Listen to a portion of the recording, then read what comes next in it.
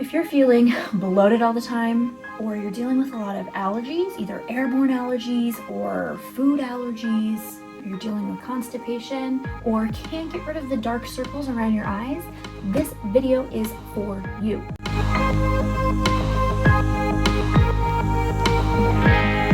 Welcome back to the channel. I'm Chelsea. I'm your gut health coach. So excited to have you here. Today we're talking about the lower GI, the lower digestive system.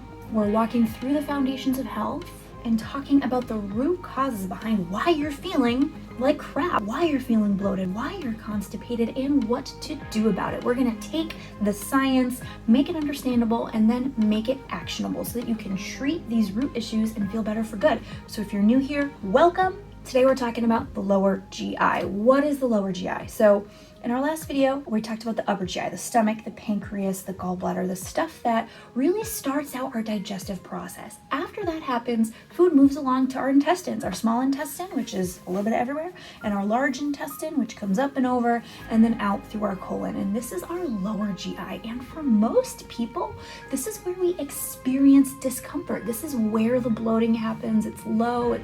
This is where the constipation happens. It's not fun. Other signs that we're dealing with some dysfunction in this area can be chronic dark circles around the eyes. I know, like you just thought it was like your lack of sleep, which it might be, but it can also be a little bit of imbalance down in your gut.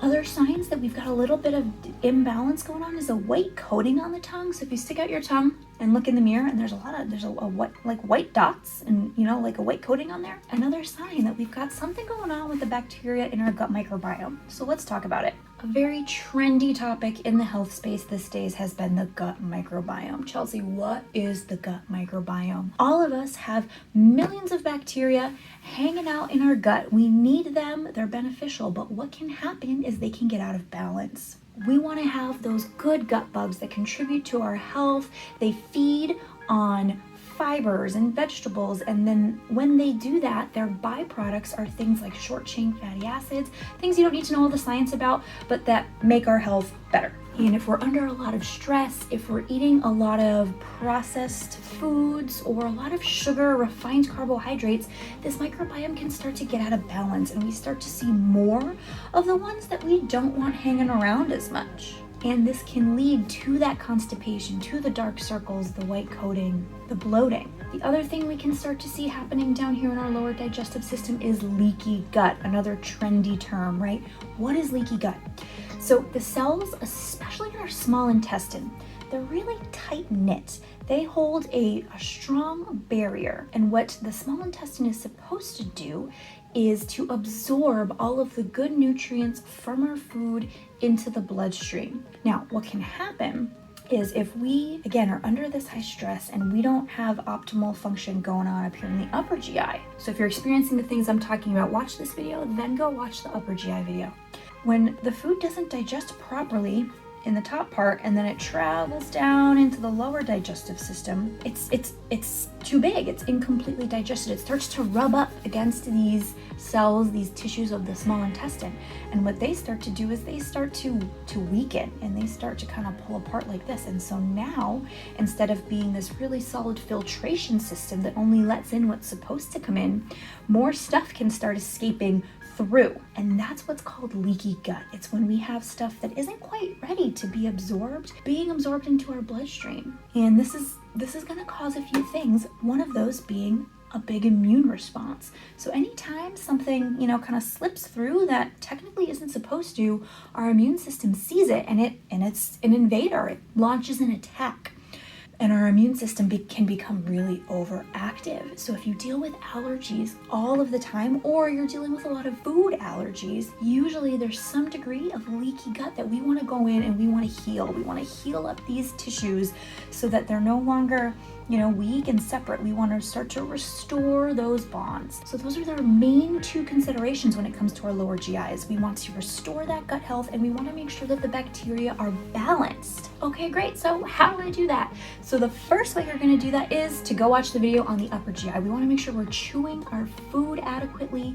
We want to make sure that we're decreasing stress so that we don't have food showing up to the small intestine and wreaking havoc, right? We want it to show up ready to be absorbed, okay? We want to chew our food adequately so that we're digesting it and it's not causing extra stress. The next thing we want to do is we probably want to temporarily eliminate allergens from our diet. So if you are dealing with a lot of these reactions, the bloating, the constipation, all the stuff we've been talking about, usually it's because, again, our body's reacting to what we're eating, and it might be something that is typically not something that would make someone react, not something someone would be allergic to, but because that system is stressed, things that aren't normally allergens are acting as if they are. So removing the things that commonly are allergens, such as gluten, dairy, maybe soy, sugar is a big one, can be very helpful just to allow balance to be restored and to allow these tissues time to heal.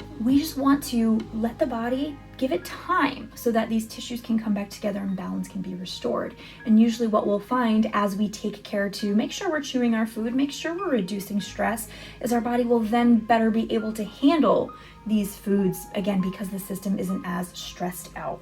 So temporarily eliminating those common allergens can be a great way to give your body a break and allow it to heal.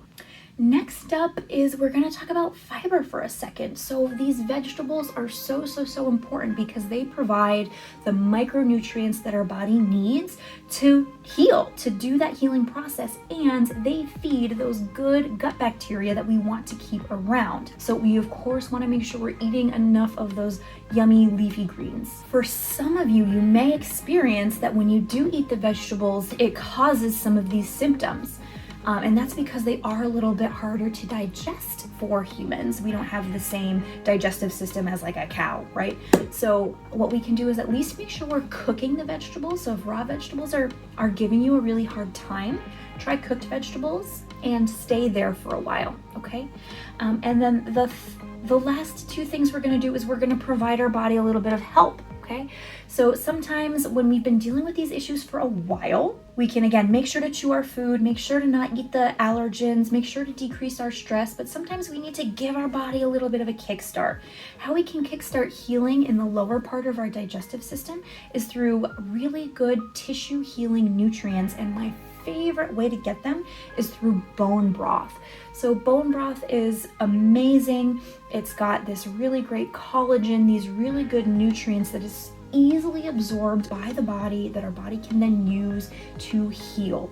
So working in a cup of hot bone broth a couple times per week can be very therapeutic and healing for the body. The other thing we can do is we want to help our body digest. Like I said, we don't want the food to show up at the party and start wreaking havoc. We want it to show up responsible, ready to be absorbed. So we can do that with the use of a digestive enzyme. So especially if you're dealing with a lot of bloating, or if you're dealing with more of these upper GI symptoms, like belching, reflux, etc., working in a digestive enzyme, taking it along with your meals will just help the food to break down as you eat it. Your body might need a little bit of help supplying that until it's a little bit more healed and can supply it better on its own. So working in a digestive enzyme supplement with your meals is a really great tool while you work on healing up this lower GI. All right, so that's it. That's our lower digestive system. Again, if you haven't yet, head over to my other video on the upper GI because the two really go hand in hand. And if you're really ready to just dive right into the process of healing these symptoms, healing the gut, check out the link down below for 30% off my course, Gut Health 101. It's only 30% off for the next 24 hours. So click that link down below. Make sure to follow me over on Instagram at Chelsea K. Mancini to get all of the gut health and nutrition goodness. And of course, hit the subscribe button down below so that you get notified each week as these videos drop. See you next week.